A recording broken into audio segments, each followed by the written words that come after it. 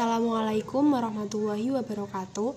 Saya anggota dari kelompok 3 atas nama Reni Indayu Pratiwi akan menyampaikan beberapa materi terkait dengan cara pengukuran hasil belajar dalam ranah psikomotorik.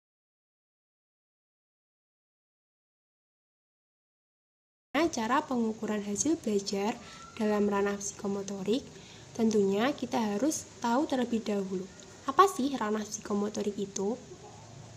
Ranah psikomotorik berasal dari kata motor, sensori motor, dan perseptual motor, yang artinya adalah penggerak. Ranah psikomotorik merupakan ranah yang berkaitan dengan gerakan otot yang menyebabkan bergeraknya bagian dari anggota tubuh. Bloom juga mengemukakan bahwasanya ranah psikomotorik merupakan ranah yang berkaitan dengan hasil belajar yang ketercapaiannya merupakan hasil dari keterampilan manipulasi yang melibatkan gerakan otot dan keterampilan fisik. Singer juga menambahkan bahwasanya mata pelajaran yang berkaitan dengan ranah psikomotorik merupakan mata pelajaran yang orientasinya lebih menekankan pada gerakan fisik dan keterampilan tangan. Jadi dapat disimpulkan bahwasanya ranah psikomotorik merupakan ranah yang berkaitan dengan skill, keterampilan peserta didik setelah menerima pengalaman belajar tertentu. Yang selanjutnya yaitu tingkatan atau level dalam ranah psikomotorik. Banyak beberapa ahli yang mengklasifikasikan beberapa tingkatan atau level di dalam ranah psikomotorik. Di antaranya yaitu Butler, Erhadeff, dan Simpson. Butler membagi tingkatan atau level dalam ranah psikomotorik ini ada tiga tingkatan. Yang pertama yaitu specific responding. Specific responding ini maksudnya peserta didik ini sudah bisa melakukan keterampilan berdasarkan respon yang telah dilakukan seperti melihat, mendengar, meraba, dan sebagainya. Yang kedua yaitu motogening. Motogening ini peserta didik sudah bisa melakukan dua keterampilan sekaligus. Contohnya dalam penggunaan jangka sorong. Selain dapat melihat secara langsung, peserta didik juga bisa langsung mempraktikannya. Yang ketiga yaitu role using. Role using di sini bahwasanya peserta didik ini sudah bisa mengaplikasikan pengalaman belajar atau keterampilan yang telah didapat di dalam praktikum di laboratorium. Yang kedua yaitu tingkatan atau level dalam ranah psikomotorik menurut Erhadeff.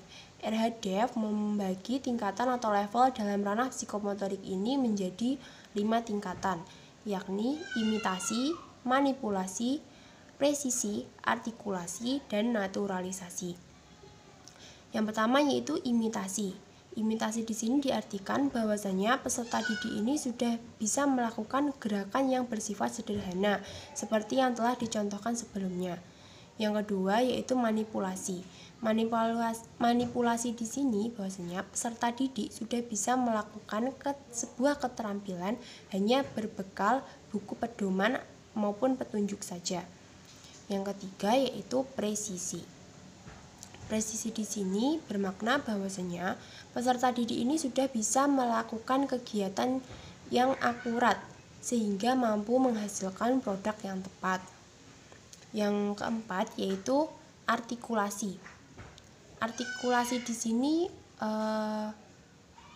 bermakna bahwasanya peserta didik ini sudah bisa melakukan kegiatan yang bersifat kompleks atau yang sudah sesuai dengan aturan yang telah dicantumkan. Yang terakhir yaitu naturalisasi. Naturalisasi di sini diartikan bahwasanya peserta didik ini sudah bisa melakukan gerakan secara refleks. Gerakan di sini termasuk keterampilan yang hanya mengandalkan gerakan fisik saja, sehingga efektivitas kerjanya tinggi. Keterampilan di dalam naturalisasi ini lebih mengarah kepada gerakan-gerakan yang dapat menunjukkan bahwasanya gerakan tersebut dapat diubah menjadi gerakan yang lebih kompleks. Yang ketiga yaitu tingkatan atau level dalam ranah psikomotorik menurut Simpson. Simpson membagi tingkatan atau level dalam ranah psikomotorik ini menjadi 5 tingkatan. Yang pertama yaitu persepsi. Ini diartikan sebagai bahwasanya peserta didik sudah mampu membedakan antara gejala satu dengan gejala yang lainnya. Yang kedua yaitu kesiapan set. Kesiapan atau set.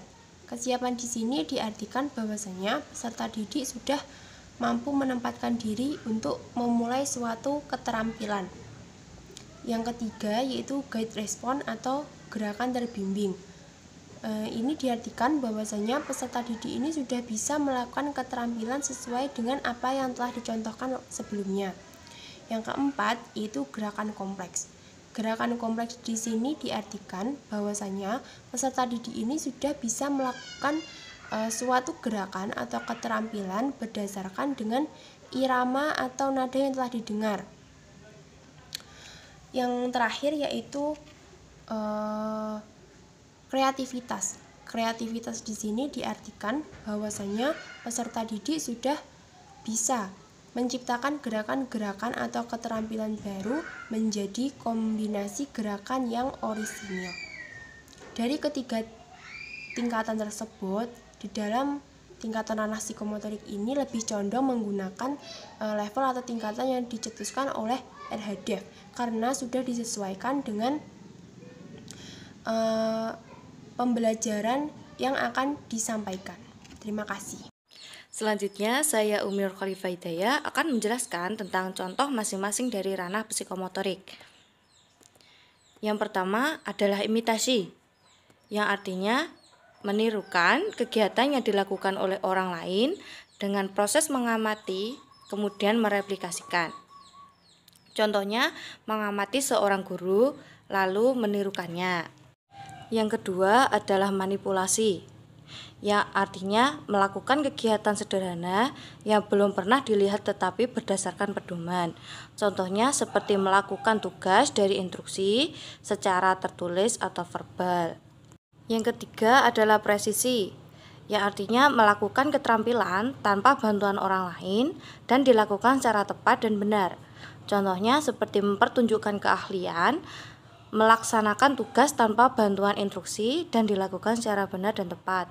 Yang keempat adalah artikulasi, yang artinya mengadaptasikan gerakan dan mengintegrasikan keahlian dengan memberikan sentuhan seni. Contohnya seperti kombinasikan gerakan untuk mengembangkan metode. Yang kelima adalah naturalisasi, yaitu melakukan aktivitas yang dilakukan dengan keterampilan yang sudah dimiliki. Contohnya merancang tujuan, pendekatan, dan melaksanakan kegiatan sesuai dengan kebutuhan. Selanjutnya kata kerja operasional beserta contohnya.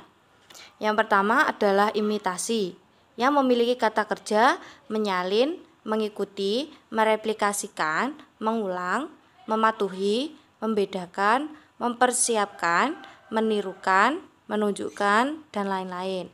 Contohnya seperti anak kecil yang menirukan atau mereplikasikan gerakan seseorang dewasa yang sedang menari, lalu dia mencontoh gerakan tersebut. Selanjutnya kata kerja operasional beserta contohnya. Yang pertama adalah imitasi, yang memiliki kata kerja menyalin, mengikuti, mereplikasikan, mengulang, mematuhi, membedakan, mempersiapkan, menirukan, menunjukkan, dan lain-lain.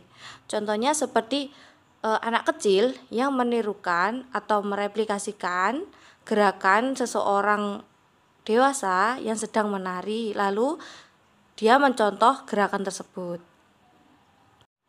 Selanjutnya manipulasi, yang memiliki kata kerja membuat kembali, membangun, melakukan, melaksanakan, menerapkan, mengawali, bereaksi, mempersiapkan, memperkerasai, menanggapi, dan lain-lain. Contohnya seperti seorang pemain sepak bola akan mempersiapkan dirinya untuk menerima bola yang telah diumpankan dari pemain yang lain.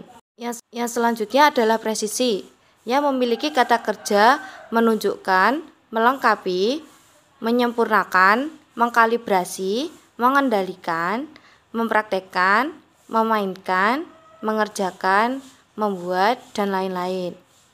Contohnya seperti anak kecil yang sudah bisa memainkan sepak bola. Dia akan mempraktekkan permainan tersebut tanpa harus diajarkan oleh seorang guru. Selanjutnya adalah artikulasi yang memiliki kata kerja membangun, mengatasi, menggabungkan, mengintegrasi, beradaptasi, menggabungkan, merumuskan, memodifikasi, memasangkan, dan lain-lain. Seperti seorang pesenam yang memodifikasikan tarian menjadi gerakan senam. Selanjutnya naturalisasi yang memiliki kata kerja mendesain, menentukan, mengelola, menciptakan, membangun, membuat, menghasilkan karya, mengoperasikan, dan melakukan serta lain sebagainya. Contohnya seperti seorang penari akan mendesain tariannya agar terlihat indah atau bisa menjadi tarian yang dapat dinikmati oleh orang lain. Nah, selanjutnya tentang pengukuran ranah psikomotorik secara langsung dan daring. Nah, sebelumnya cara mengukur hasil belajar itu ada 3. Yang pertama, waktu sesudah pembelajaran selesai dan kelak dalam lingkungan kerjanya. Jadi guru memberikan tugas setelah pembelajaran atau laporan pengamatan. Jadi ketika siswa sedang mengamati, contoh ada sebuah kegiatan pengamatan, siswa diminta untuk mengamati sesuatu. Kemudian diberikan sebuah lembar observasi. Ketika pembelajaran selesai, kita lihat observasinya, apakah itu sudah sesuai dengan kemampuan psikomotoriknya atau belum. Nah, yang kedua, pengamatan langsung dan penilaian tingkah laku siswa selama proses pembelajaran praktik berlangsung. Yaitu contohnya mengamati perilaku siswa secara langsung. Tapi daftar itu penilaiannya itu oleh guru. Kita mengamati apakah siswa itu sudah mencapai target psikomotorik yang kita maksud ataukah belum. Jadi kita yang mengamati kegiatan siswa selama pembelajaran. Istilahnya seperti itu. Nah, yang ketiga, sesudah mengikuti pembelajaran, yaitu dengan jalan memberikan tes kepada peserta didik untuk mengukur pengetahuan, keterampilan, dan sikap. Yaitu ada kan tes kemampuan psikomotorik siswa, ada lewat observasi, mungkin menilai sebuah lembar observasi yang bisa digunakan untuk menilai psikomotorik siswa. Selanjutnya, tentang mengukur psikomotorik siswa secara daring. Jadi ini sebenarnya prosesnya sama ya, cuman untuk lebih memudahkan kita membuat sebuah video. Misalnya siswa diminta membuat sebuah karya atau tugas. Nah, tugas itu sebagai penerapan dari materi yang telah diajarkan. Contoh, setelah siswa membuat karyanya itu direkam atau di video terus dipresentasikan, dan hasil dari video tersebut dikirim melalui link. Kemudian link tersebut dikirim kepada guru. Atau mungkin apabila guru menghendaki untuk video conference, maka siswa diminta untuk mempresentasikan ketika video conference-nya itu berlangsung.